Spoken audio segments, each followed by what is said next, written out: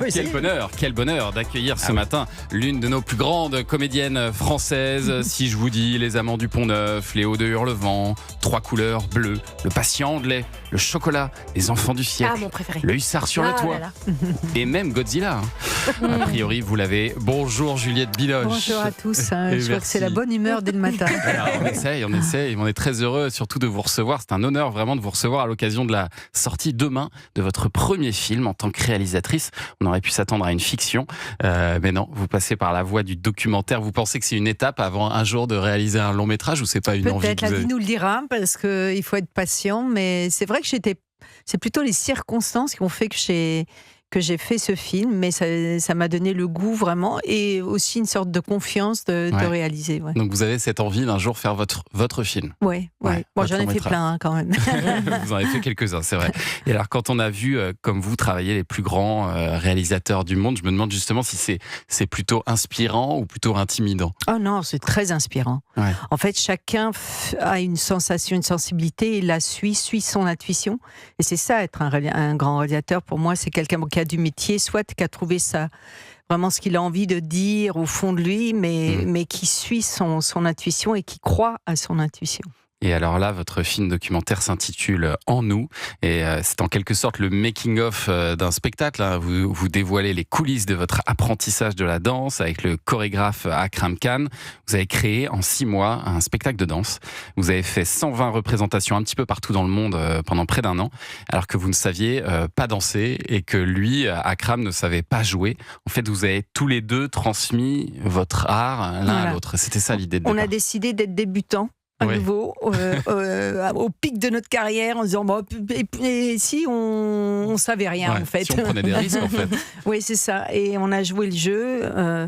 C'était pas évident parce qu'en 6 mois, transformer un corps vraiment pour pouvoir danser pendant 1h10, c'est différent que de faire des exercices, franchement, d'être dans un espace et de bouger. Et puis, pour Akram, d'exposer ses émotions de cette façon et de recréer la vie à travers son être, c'est vraiment son âme. C'était pas évident, mais on y a cru, on n'a pas quitté le bateau. Juste une fois, moi, je me suis un peu... J'en ai marre. Ouais, je suis partie, j'ai claqué la porte. Puis je suis revenue en me disant non, mais alors il va falloir que je change un truc là, parce que sinon on va pas y arriver. Mais vous le dites à un moment dans le doc, ça me fait sentir mes limites, mes peurs. Ouais. Et puis la patience qu'on doit avoir avec soi-même. Déjà, et avec l'autre aussi, dans l'écoute, parce qu'on a co-créé ensemble, ce qui est quand même très difficile, parce qu'on est très différents, vraiment de milieux différents, d'histoires différentes, et d'art, de formes artistiques différentes. Lui, la chorégraphie, la danse, et moi, le jeu. Et c'est vrai qu'à des moments, on vous sent un peu perdu, même face à ce qu'on vous demande. C'est un autre langage, quoi. C'est un autre langage, et aussi parce qu'à la mémoire, les mémoires se travaillent. La mémoire émotionnelle, je la connais parce que je suis actrice et que j'ai l'habitude, c'est mon piano, quoi. Et tandis que la mémoire corporelle, d'enchaîner des mouvements qui ont été improvisés, qu'on a trouvé nous-mêmes à partir de notre être, mais de tout d'un coup les choisir et de les mémoriser. Alors là, c'était un enfer. J'ai l'impression d'être à la maternelle et que j'y arrivais pas, quoi. Sauf qu'on voit des progrès qui sont quand même assez bluffants. Vous aviez vraiment jamais pratiqué la danse avant? Non, le seul moment de danse, on peut dire, c'est dans Les Amants du Pont-Neuf, où il y a le long du pont, le long du parapet avec Denis Lavant.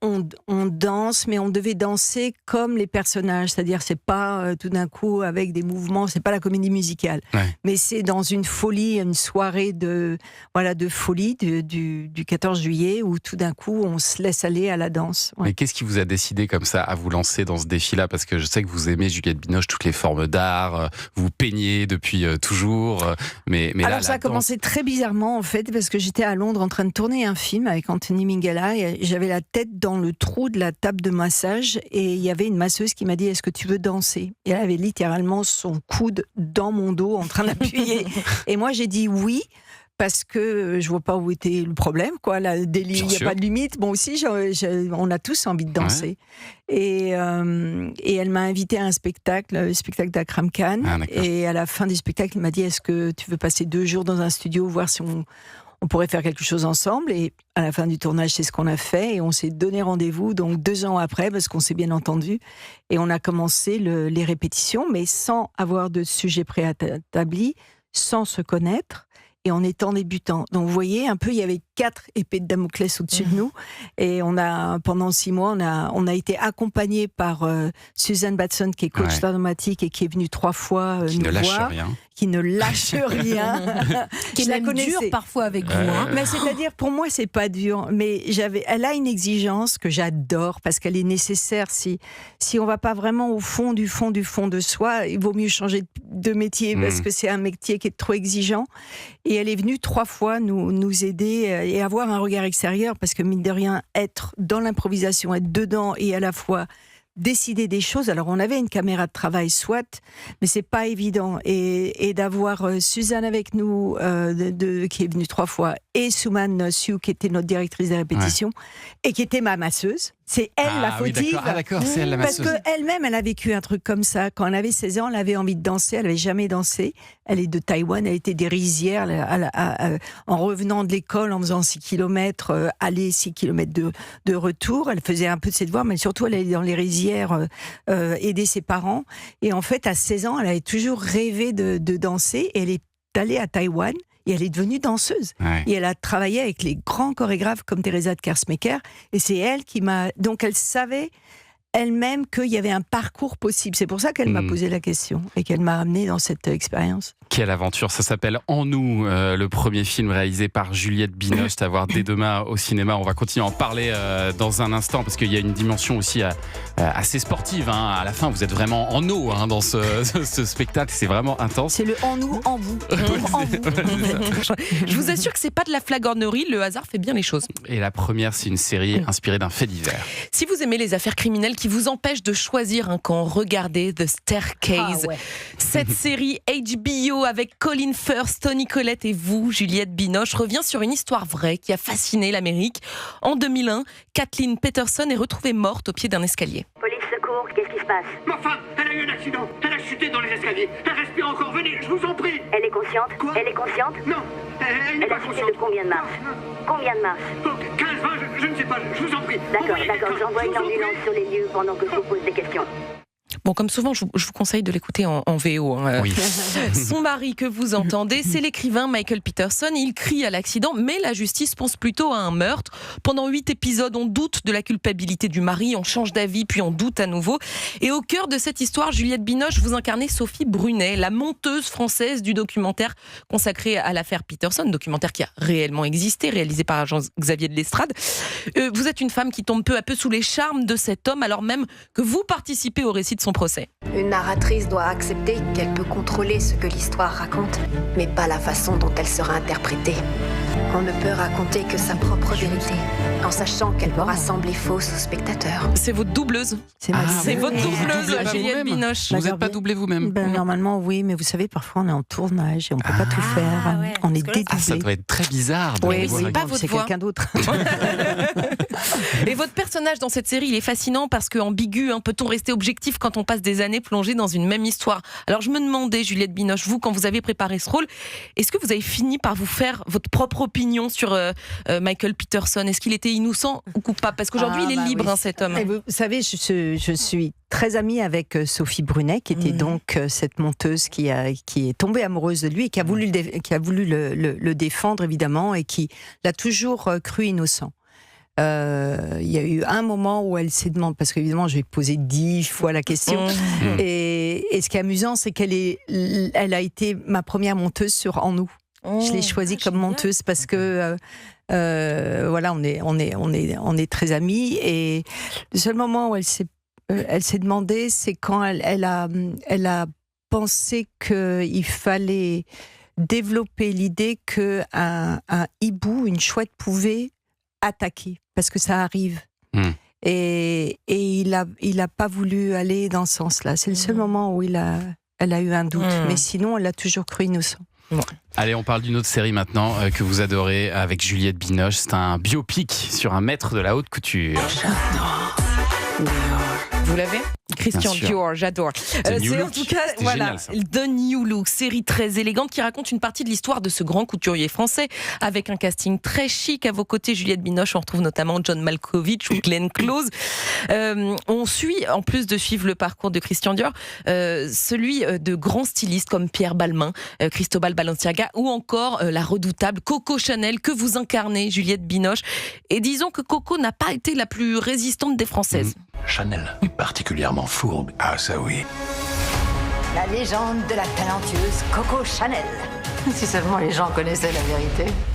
Et oui, la série rappelle notamment ses liens avec un officier allemand et les zones d'ombre qui entourent son comportement pendant la guerre. Il faut voir The New Look, on apprend beaucoup de choses. La réalisation est léchée, les reconstitutions du Paris de l'époque sont magnifiques.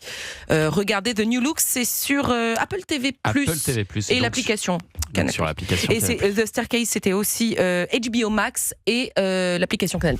Bah, parfait. Voilà, je m'emmêle les pinceaux. Si vous voulez voir Juliette Binoche, Il allez faut Canal+. sur Oui. Canal+. Ou C'est HBO la Max. leçon du jour. Merci beaucoup, Héloïse Goua. Juliette, il faut que je vous parle aussi d'un de vos plus grands films que j'ai revu hier soir. Alors, il n'était pas sur Canal+, j'ai dû aller le chercher hier. J'ai payé 2,99 € en VOD.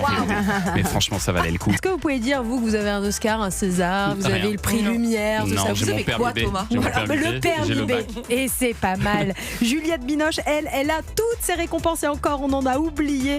Juliette Binoche est votre invitée ce matin, Thomas, pour son premier film En nous qui sort demain. Et je vous disais que j'avais revu hier un grand oui, film alors de lequel ? Juliette Binoche. Est-ce que ça vous parle, ça ?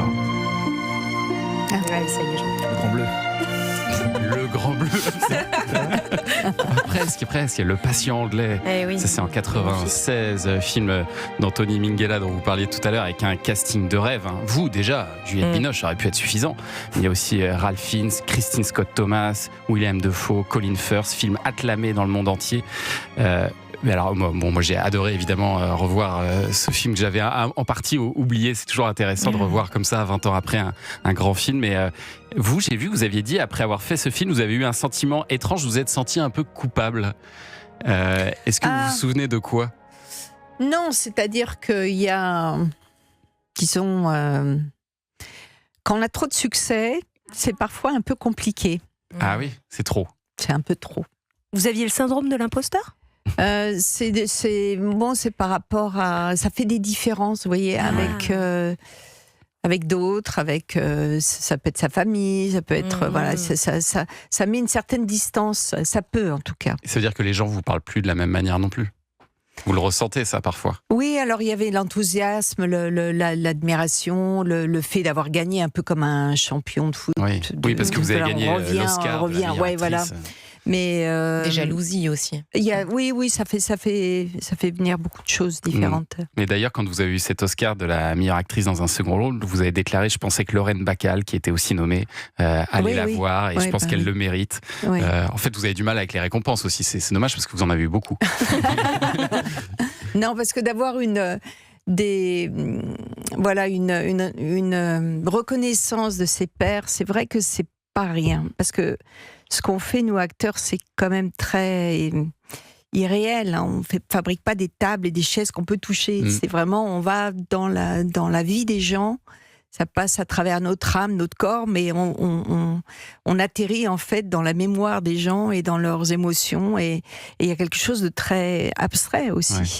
Donc d'avoir un objet, il y a quelque chose. Ah, mais là ça s'est bien passé, quoi. Et qu'est-ce qui est le plus important pour vous ? C'est la reconnaissance de vos pairs ou la reconnaissance du public ? Les deux peuvent très bien se marier ensemble, parce que évidemment le but de tout ça, c'est d'atteindre le spectateur, de le changer, Parce que j'ai vu que vous aviez refusé des très grands films, Juliette Binoche, notamment des films de Spielberg.